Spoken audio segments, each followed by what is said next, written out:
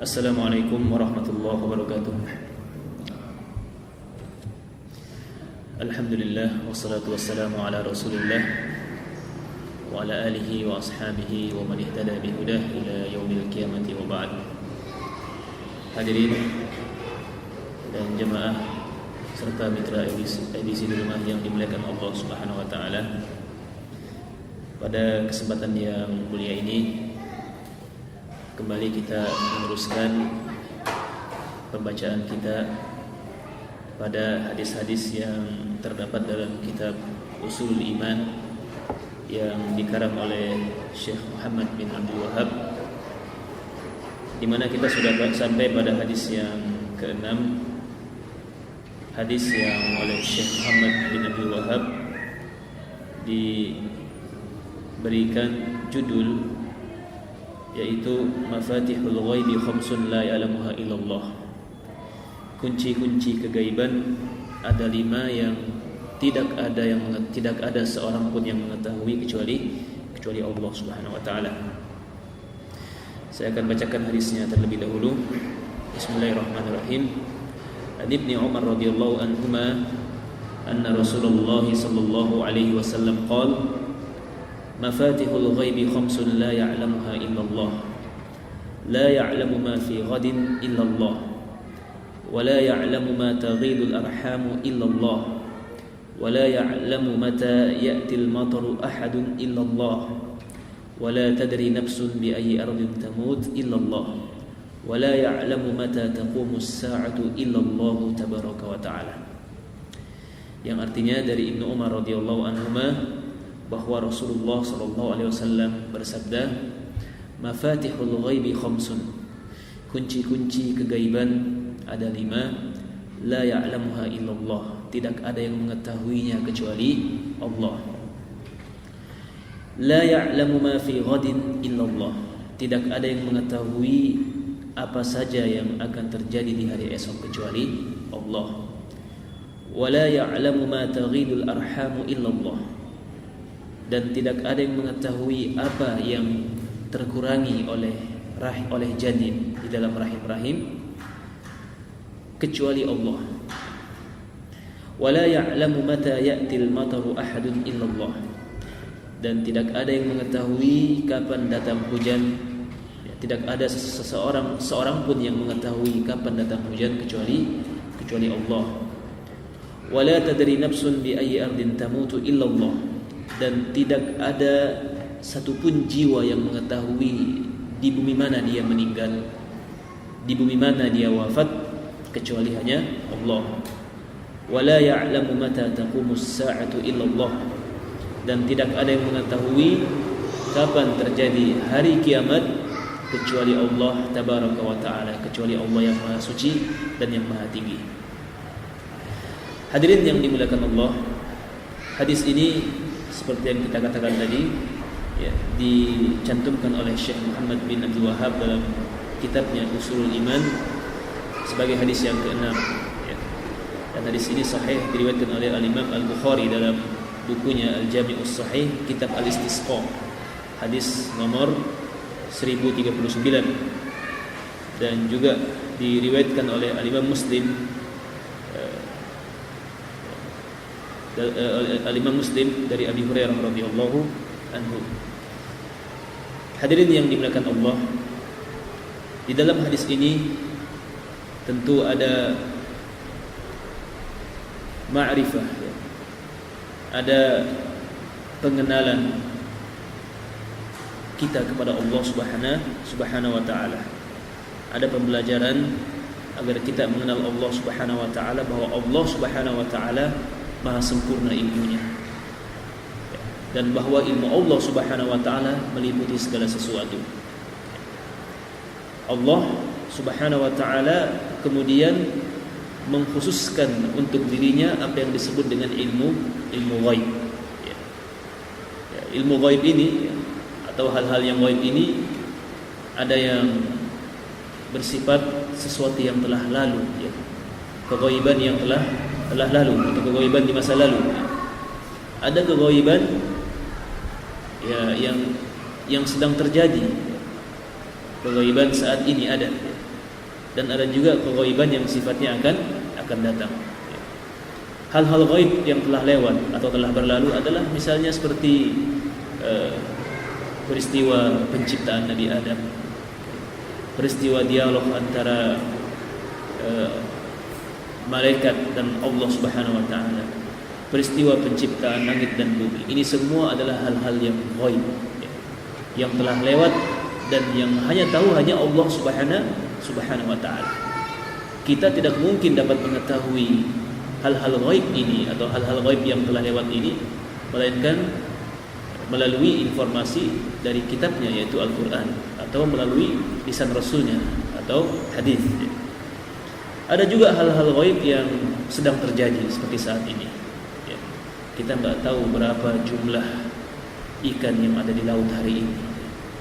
Kita nggak tahu apa makhluk selain manusia yang sekarang ini ada di dunia ini. Kita nggak tahu apa yang sekarang sedang terjadi di alam raya, di luar angkasa sana. Itu hal ghaib. Tapi Allah Subhanahu wa taala mengetahui siapa dan apa yang ada di langit-langit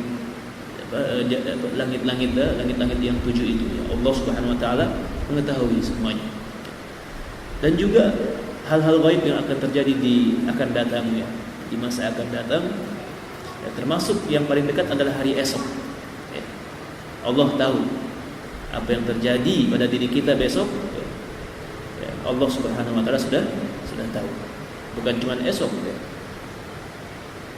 masa-masa mendatang, tahun-tahun mendatang, abad-abad mendatang, Allah sudah tahu semuanya. Ini ilmu Allah Subhanahu wa taala. Amat sangat luas. Maka sebagaimana di dalam ayat Allah telah mengingatkan kita mengingatkan kita dalam surah An-Naml ayat 65 Qul la ya'lamu man fis samawati wal ardi ghaiba illallah. Katakan wahai Muhammad, katakan bahwa tidak ada seorang pun di langit maupun di bumi yang mengetahui hal ghaib kecuali Allah Subhanahu wa taala. Maka Allah Subhanahu wa taala terhadap hal-hal yang ghaib ini tidak akan membukakannya kepada makhluk kecuali pada hal-hal tertentu dan untuk orang-orang tertentu. Tentu itu diungkapkan atau itu disingkapkan berdasarkan sebuah hikmah yang Allah ingin perlihatkan kepada kita makhluk-makhluknya. Jadi ilmu ghaib itu adalah khusus milik Allah Subhanahu wa taala dan tidak Allah berikan melainkan kepada orang-orang tertentu pada hal-hal tertentu, dan itu berdasarkan hikmah yang Allah Subhanahu wa taala kehendaki.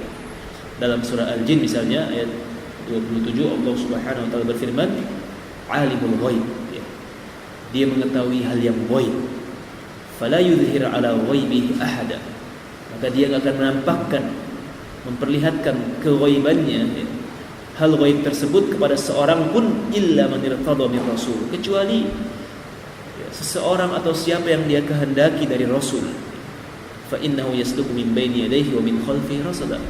Sesungguhnya rasul itu, sesungguhnya Allah Subhanahu wa taala mengadakan penjagaan untuk rasulnya dari depan dan dari belakang. Termasuk Nabi kita Muhammad sallallahu alaihi wasallam tidak mengetahui hal yang gaib kecuali jika Allah Subhanahu wa taala memberitahukan kepada beliau hal gaib tersebut, dan tentu tidak secara keseluruhan. Namun sebahagian dari hal gaib telah diperlihatkan kepada Nabi kita Muhammad sallallahu alaihi wasallam. Namun pada asalnya Nabi kita tidak mengetahui hal yang gaib melainkan setelah Allah Subhanahu wa taala memberitahukan itu kepada beliau. Makanya dalam surah Al-An'am ayat 51 Allah Subhanahu wa taala berfirman, "Qul la aqul lakum 'indi khazainullah." Katakan wahai Muhammad, la aqul lakum, aku tidak pernah mengatakan kepada kalian wahai manusia, indi khazainullah, bahwa aku memiliki perbendaharaan rezeki-rezeki Allah, wala a'lamul ghaib, dan aku tidak mengetahui hal yang gaib. Nabi kita diperintahkan oleh Allah untuk mengatakan ini kepada manusia, bahwa Nabi kita tidak punya perbendaharaan rezeki yang dimiliki oleh Allah Subhanahu wa taala. Dan dia tidak memiliki ilmu ghaib. Wala aqul lakum inni malak. Katakan bahwa aku tidak pernah mengatakan kepada kalian wahai manusia, inni malak, saya adalah seorang malaikat. Jadi hal ghaib itu adalah sesuatu yang khusus, yang Allah khususkan untuk dirinya dan tidak Allah ungkapkan kepada siapapun kecuali yang dia kehendaki. Nah, merujuk kepada hadis tadi, hadis yang kita bacakan ini tadi bahwa ada di sana keghaiban yang bersifat pokok. Ada 5. Mafatihul ghaib khamsun la ya'lamuha illallah. Bahwa kunci-kunci keghaiban itu ada 5. La ya'lamuha illallah. Yang mana kunci-kunci keghaiban yang 5 ini tidak Allah bukakan kepada siapapun. Kita tahu bahwa kunci itu artinya kan sesuatu atau alat yang dipakai untuk membuka, membuka lemari misalnya, yang di dalamnya ada kekayaan, di dalamnya ada sesuatu yang bernilai. Seakan-akan hal gaib ini disimpan di dalam sebuah lemari atau gudang yang terkunci, tertutup rapat sehingga tidak ada satupun yang dapat mengetahui. Nah, untuk mengetahuinya atau untuk membukanya adalah dengan kunci. Seakan-akan seperti itu bahasanya. Jadi ada kunci-kunci kegaiban, ada hal-hal gaib yang tidak Allah buka kepada siapapun, tidak kepada malaikatnya, tidak kepada nabinya, dan itu ada 5. Ada 5 sebagaimana yang terkandung dalam hadis tadi. Yang pertama bahwa la ya'lamu ma fi ghadin illallah. Tidak ada yang mengetahui apa yang akan terjadi di hari esok kecuali Allah Subhanahu wa taala. Tentu ghaib di sini adalah ghaib menurut kita. Sesuatu yang tidak nampak atau sesuatu yang tidak kita ketahui menurut kita, bukan menurut Allah Subhanahu wa taala. Sebab menurut Allah Subhanahu wa taala atau di mata Allah Subhanahu wa taala tidak ada bedanya antara yang ghaib dan yang nyata. Semua di mata Allah adalah sama. Tidak ada bedanya antara yang rahasia dan yang nyata. Semua di mata Allah adalah sama. Maka yang kita maksud dengan keghaiban di sini adalah keghaiban menurut kita yang tidak kita ketahui. Makanya secara bahasa kata ghaib itu adalah sesuatu yang tertutup atau sesuatu yang tidak dapat tertangkap oleh indera kita. Itu ghaib. Tapi ghaib di sini menurut kita, bukan menurut Allah Subhanahu wa taala. Adapun Allah Subhanahu wa taala tentu tidak ada yang ghaib di mata Allah. Allah Maha mengetahui semuanya Di dalam ayat dalam surah Al-Taha misalnya ayat 7 Allah Subhanahu wa taala berfirman, "Fa innahu ya'lamus sirra wa akhfa." Sesungguhnya Dia mengetahui yang rahasia dan yang tersembunyi. Allah mengetahui semuanya. Dalam ayat yang lain, surah Ghafir ayat 19 Allah berfirman, "Ya'lamu kha'inatal a'yun wa ma tukhfis sudur." Dia mengetahui mata-mata pengkhianat, mata-mata yang berkhianat, wa ma tukhfis sudur, dan Dia mengetahui apa yang disembunyikan oleh hati. Adapun kita enggak mengetahui apa yang tersimpan di hati orang yang di samping kita, misalnya orang yang paling dekat dengan kita enggak tahu apa isi hatinya. Dan itu gaib menurut kita. Tapi di mata Allah Subhanahu wa taala itu bukan sesuatu yang gaib. Allah tahu persis apa yang ada di dalam benak kita atau yang ada di dalam hati kita. Hadirin yang dimuliakan Allah, sehingga para ulama kita mengatakan bahwa barang siapa yang mengklaim mengaku-ngaku punya ilmu gaib, mengetahui hal yang gaib, maka ulama ijma mereka adalah orang kafir. Kafir orang yang mengatakan bahwa dia mengetahui hal yang gaib. Sebab hal yang gaib itu hanya milik Allah Subhanahu wa taala. Makanya Rasulullah SAW pernah marah pernah marah ketika ada perempuan yang mengatakan, ya perempuan yang bermaksud ingin menyanjung beliau, lalu mengatakan perkataan seperti ini, wa fina Rasulullahi ya'lamu ma fi ghadin, dan bersama kami ada seorang rasul yang mengetahui apa yang akan terjadi di hari esok. Ya, ini perkataan kemudian membuat Rasulullah marah, ya. Marah. Ya, dalam riwayat Ibnu Majah beliau mengatakan, ya, meluruskan perempuan ini, ya. Beliau mengatakan, ma ya'lamu ma fi ghadin illallah. Tidak ada yang tahu apa yang terjadi di hari esok kecuali Allah, ya. Karena ilmu ghaib adalah merupakan kekhususan Allah Subhanahu wa taala, ya. Jadi hadirin yang dimuliakan Allah Subhanahu wa taala, ya, tidak akan membuka kepada makhluknya apa yang akan terjadi di hari esok. Ya, seluruh apa yang terjadi di dunia ini, bahkan di langit, ya, di hari esok tidak ada yang tahu kecuali Allah Subhanahu wa taala. Ya. Kemudian, ya, kunci kegaiban yang kedua atau perkara gaib kedua yang tidak akan dibuka oleh Allah Subhanahu wa taala, ya. Kata Rasulullah, "Wala ya'lamu ma taghidul arhamu illallah." Dan tidak ada yang mengetahui apa yang terkurangi, ya, oleh janin di dalam rahim, ya, atau oleh apa yang terkandung di dalam rahim perempuan, illallah, kecuali Allah Subhanahu wa taala, ya.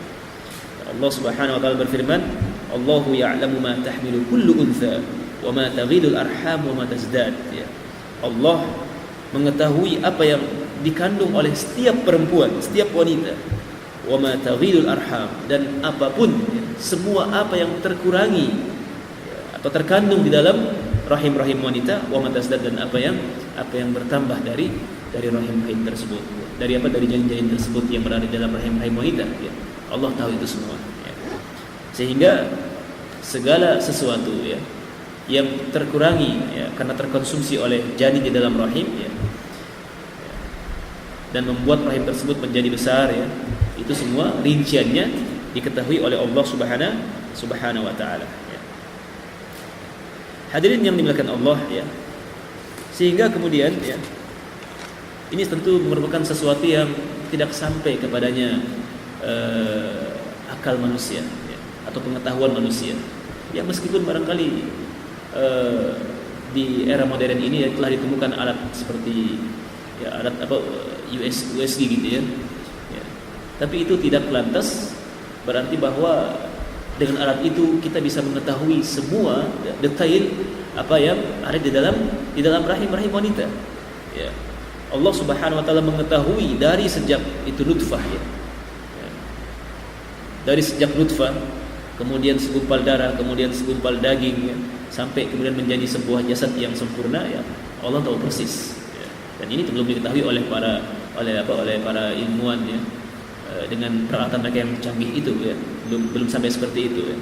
Bahkan, ya, keadaan janin, ya, apakah dia nanti menjadi janin yang sial nasibnya di kehidupan dunia dan akhirat, ya, atau menjadi janin yang beruntung di kehidupan dunia dan akhirat, Allah sudah tahu, ya. Sudah tahu saat, ya, seseorang masih dalam bentuk janin, ya. Apakah janin tersebut nanti menjadi orang yang fisiknya rupawan, ya, atau tidak rupawan, Allah sudah tahu. Ini kan nggak mungkin dicapai oleh peralatan canggih apapun, ya. Karena ini hal yang gaib, ya, yang dirahasiakan oleh Allah Subhanahu wa taala, ya. Ya,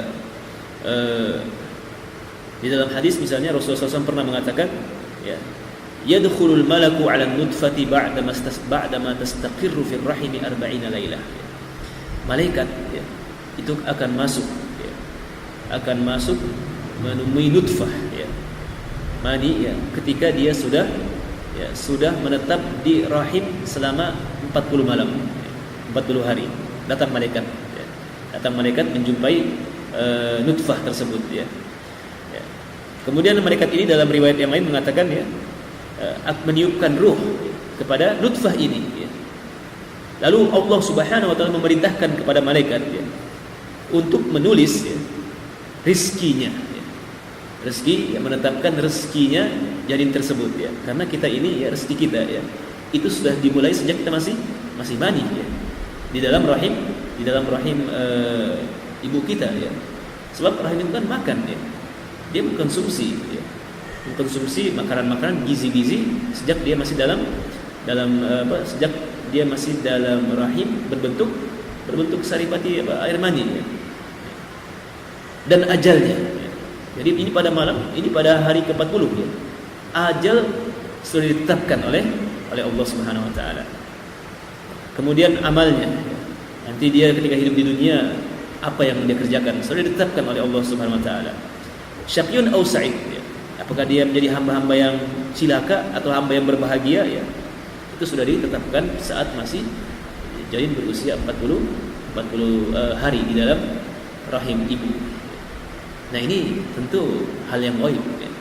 Ini enggak mungkin diungkap dan enggak mungkin terungkap oleh alat secanggih apapun hal-hal seperti ini. Ya, sehingga merupakan merupakan keghaiban yang enggak akan mungkin dibuka oleh Allah Subhanahu wa taala ya, tentang keadaan janin dan apa yang dikonsumsi oleh janin dan bagaimana nasibnya janin, bagaimana nasibnya janin yang ada dalam kandungan ya. Itu semua sudah ditetapkan oleh Allah dan merupakan rahasia Allah Subhanahu wa taala. Ya, alat secanggih USG sekali ya, kalau kita misalnya meng-USG ibu yang lagi mengandung, itu pun juga enggak bisa langsung kan ya. Nanti setelah masa-masa akhir masa-masa akhir kehamilan baru mulai bisa ya, terdeteksi apakah dia laki atau perempuan. Terkadang meskipun sudah di USG ya, juga belum ketahuan juga ya, apakah nanti keluar laki-laki atau perempuan, masih sangat terbatas ya. Ya, ini ya manusia baru bisa mengungkap hal-hal yang sangat kecil seperti itu ya. Ya, kemudian juga di antara kunci kegaiban yang Allah Subhanahu wa taala tidak akan bukakan kepada makhluknya adalah ilmu atau pengetahuan tentang kapan turunnya hujan itu ya. Kapan datangnya hujan ya. Ya, meskipun para pakar di bidang meteorologi ya terkadang bisa memperkirakan ya itu hanya perakiraan ya. Hanya perakiraan, artinya dugaan saja. Masih ada persentase ketidakakuratan dalam memperkirakan cuaca bahwa akan hujan di tempat ini pada hari ini pada jam ini ya. Ya, karena ini hal yang rahasia. Hal yang itu kuncinya dipegang oleh Allah Subhanahu wa taala, enggak akan dibukakan ya. Makanya orang-orang muslim, orang-orang beriman ya yang bekerja di badan ini, badan meteorologi ya, ketika dia mampu untuk memperkirakan cuaca, enggak boleh dia mengatakan bahwa besok jam sekian akan hujan, ya, enggak boleh. Dia hendaknya mengatakan ya diperkirakan akan hujan insyaallah, harus mengatakan seperti itu. Ini sebagai sebagai bentuk etika menjaga adab kepada Allah Subhanahu wa taala. Jangan dia memastikan ya. Tapi kalau dia memperkirakan ya enggak masalah, tapi dengan catatan harus mengatakan insyaallah jika Allah menghendaki ya. Tapi kalau dia kemudian memastikan, yakin betul dan sebagainya, maka ini sesuatu yang dianggap lancang karena kita sama-sama meyakini bahwa tidak ada yang tahu kapan datangnya hujan melainkan Allah Subhanahu wa taala. Kemudian yang hadirin yang dimuliakan Allah, di antara hal gaib ya, hal-hal gaib yang bersifat pokok yang Allah Subhanahu wa taala khususkan untuk dirinya ya, dan tidak dibuka kepada makhluk-makhluknya adalah wala tadri nafsun bi ayyi ardin tamutu illallah. Tidak ada jiwa yang tahu di bumi apa, di tanah apa dia wafat, dia mati melainkan Allah Subhanahu wa taala. Ya. Kita semua tidak tahu di mana kita mati. Boleh jadi di antara kita ada yang mati di laut. Ya. Boleh jadi di antara kita ada yang mati di luar pulau Kalimantan meskipun kita hari ini di Kalimantan ya. Kita melihat misalnya ada orang yang ya sakit keras kemudian berobat di luar negeri ya, yang meninggal di tempat dia berobat itu ya, di luar negeri itu. Ya, enggak ada yang tahu di mana dia meninggal. Ya. Makanya Ibnu Mas'ud radhiyallahu anhu pernah mengatakan, "Annallaha idza arada qabda 'abdin bi ardin ja'ala lahu ilaiha hajah." Ya. Bahwa Allah jika ingin mewafatkan seorang manusia di bumi tertentu, di tanah tertentu, maka Allah akan membuat membuatkan untuknya keperluan yang membuatnya datang ke tempat itu. Ya. Allah akan apa? Akan menjadikan untuknya keperluan yang memaksanya untuk datang ke tempat itu. Ya.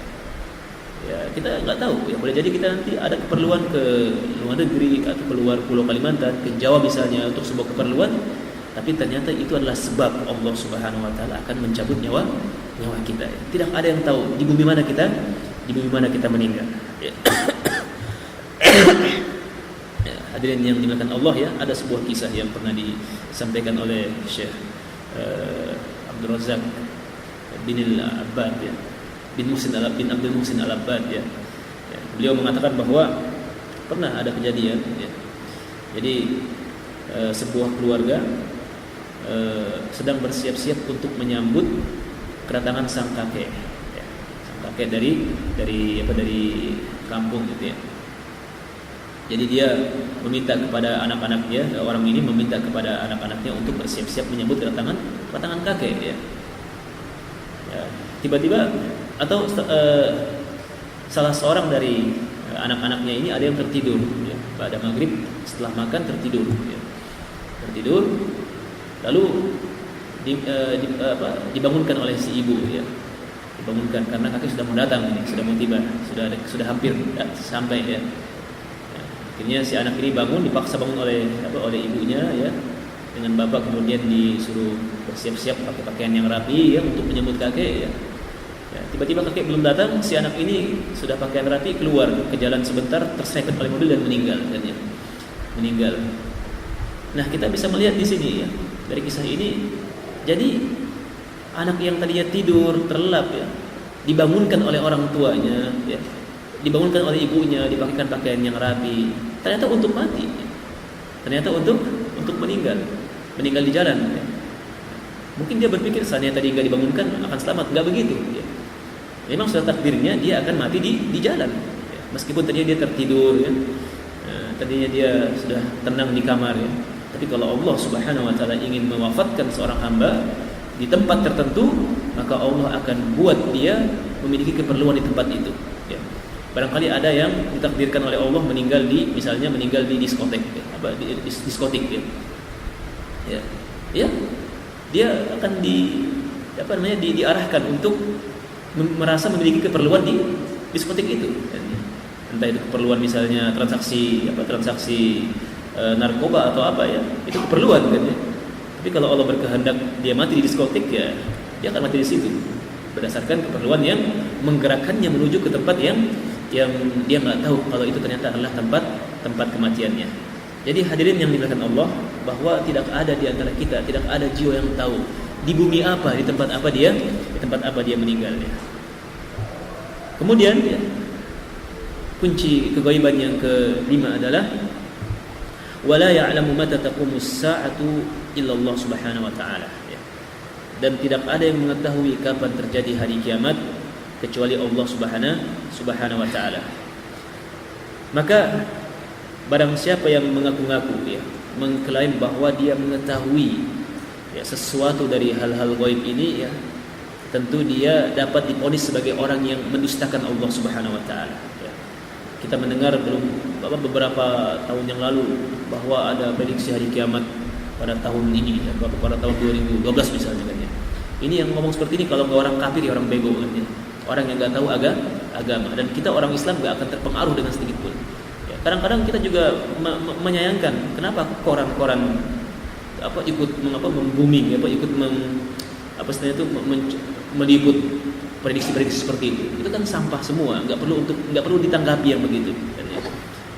Karena dalam keyakinan orang Islam ya, tidak ada yang tahu ya, kapan itu hari kiamat kecuali Allah Subhanahu wa taala. Memang Allah pernah menyampaikan kepada Rasulnya bahwa hari kiamat akan terjadi pada hari Jumat ya. Tapi Jumat kapan? Jumat tahun berapa? Jumat bulan berapa? Jumat minggu berapa? Kita nggak tahu itu. Itu semua adalah hak prerogatif Allah ya. Khususan Allah Subhanahu wa taala yang akan diungkap kepada siapapun. Makanya ketika Jibril alaihissalam ya bertanya kepada Nabi dalam sebuah hadis riwayat Bukhari ya, bertanya kepada Nabi tentang mata sa'ah ya, kapan hari kiamat? Apa jawaban Nabi kita Muhammad SAW? Beliau mengatakan mal mas'ulu anha bi'a'lam minas sa'il, ya. Tidaklah orang yang ditanya tentang hari kiamat itu, ya, tentang kapan hari kiamat itu lebih tahu daripada yang bertanya. Maksudnya apa?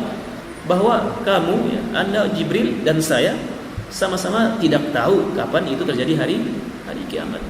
Ini keyakinan umat Islam. Ya, maka ya siapapun yang kemudian mengaku-ngaku tahu kapan hari kiamat, ya, tahu kapan turun hujan, ya, tahu semua apa yang ada di dalam rahim ibu, ya, mengklaim tahu apa yang akan terjadi di hari esok, ya, dan hari-hari mendatang, ya. Ini jika dia mengklaim itu sebagai sebagai sesuatu yang berdasarkan ilmu ghaibnya, maka ini termasuk orang yang mendustakan Quran maupun hadis Rasulullah sallallahu alaihi wasallam. Hadirin yang dimuliakan Allah, jika kita mengetahui, ya, bahwa Allah Subhanahu wa taala ilmunya seluas ini, ilmunya sesempurna ini, ya, bahwa Allah Subhanahu wa taala adalah Rabb yang Maha mengetahui, ya, dan Allah ilmunya Maha meliputi segala sesuatu, ya. Dan Allah Subhanahu wa taala juga mengkhususkan dirinya untuk hal-hal yang bersifat ghaib, ya, hal-hal yang bersifat rahasia, ya, dan apapun yang tersimpan di dalam hati-hati, ya, maka tentu ini akan melahirkan, ya, akan memunculkan dalam hati seorang hamba perasaan selalu terawasi oleh Allah Subhanahu wa taala. Perasaan takut kepada Allah dan senantiasa berupaya untuk menuju kepada Allah Subhanahu wa taala, berupaya untuk mendekatkan diri kepada Allah Subhanahu wa taala dengan ketaatan kepadanya. Dan keyakinan seperti ini, keyakinan bahwa Allah Subhanahu wa taala mengetahui hal-hal yang gaib dan hal-hal yang nyata, ya, hal-hal yang terang, tentu akan menjadikan seorang hamba berupaya agar dia memperbaiki keadaannya, ya, memperbaiki kondisi hatinya, ya, akhlaknya, perilakunya, ya. Dan tentu kita semua berharap kepada Allah Subhanahu wa taala agar kita dijadikan orang-orang yang orang-orang yang selalu memperbaiki keadaan kita, baik itu yang bersifat rahasia, ya, keadaan yang bersifat rahasia maupun keadaan yang terlihat oleh manusia. Itu barangkali hadirin yang dimuliakan Allah. Mudah-mudahan renungan kita pada hadis yang ke-6 ini dapat memberikan manfaat terus kepada diri saya dan hadirin sekalian. Mohon maaf atas segala kekurangannya. Hadanallahu wa iyyakum ajmain. Wassalamualaikum warahmatullahi wabarakatuh.